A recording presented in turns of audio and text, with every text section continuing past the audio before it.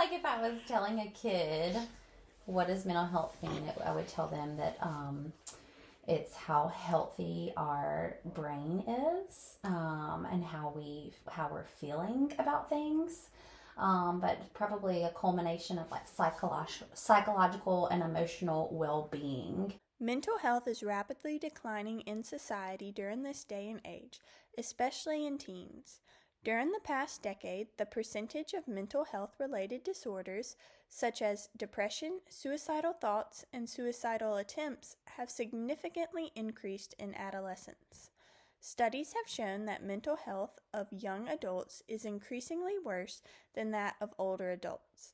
In fact, some studies show that psychological distress in older adults is improving compared to young adults. Mental health is declining in young adults due to many factors that are causing teens to turn towards drugs and alcohol, increase suicidal thoughts and attempts, and cause public shootings. A big factor in the decline in mental health is social media. The newly developed media throughout the years, such as Instagram, Facebook, and TikTok, are causing mental health to plummet. It is believed that mental health is declining not due to genetics, but due to dramatic cultural shifts. Communication on social media affects the moods and suicidal thoughts of teens versus having a face-to-face conversation.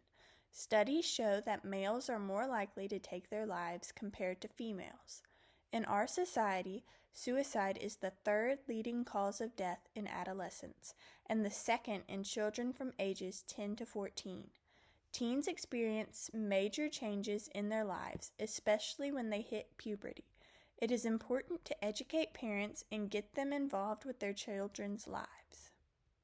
Often, when teens are angry or depressed, they turn towards drugs or alcohol. They believe this will help them deal with these feelings. In a 2016 survey, it was found that of teens who developed a substance disorder had previously experienced a mental health disorder. Many adolescents see using drugs or alcohol as the popular thing to do. There is no stigma in using drugs or alcohol like there is if you were to be on medication. There is a major risk factor for teens who participate in this activity rather than there is in adults because it affects adolescents differently.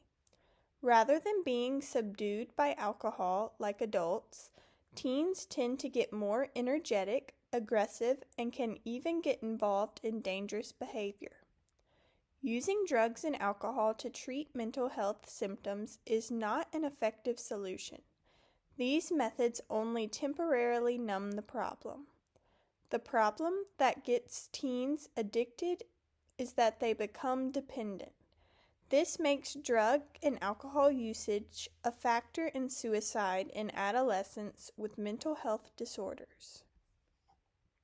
According to state laws, the sale of alcoholic beverages is prohibited to young people, but they do not directly prohibit alcohol consumption.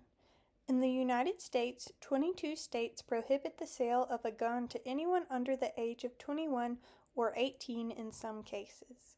Many laws can be put into place to prevent minors from having access to drugs, alcohol, and guns, but this does not prevent people from finding ways to get them illegally. On Monday, the horror and the terror, insanity of mass shootings came to our capital city, Nashville, Tennessee, and most directly Covenant Presbyterian School. 6 innocent victims passed. 3 were children: Evelyn Deekhouse, William Kinney, Hallie Scruggs, all 9 years old, all loving students, friends, brothers, sisters, parents.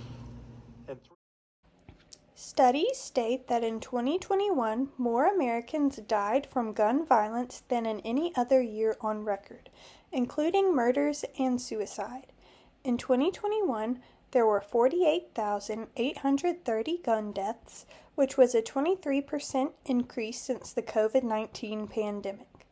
In 2021, Mississippi had the second highest death rate caused by gun murders and suicides. Gun-related deaths in the United States is increasingly higher than that of any other country.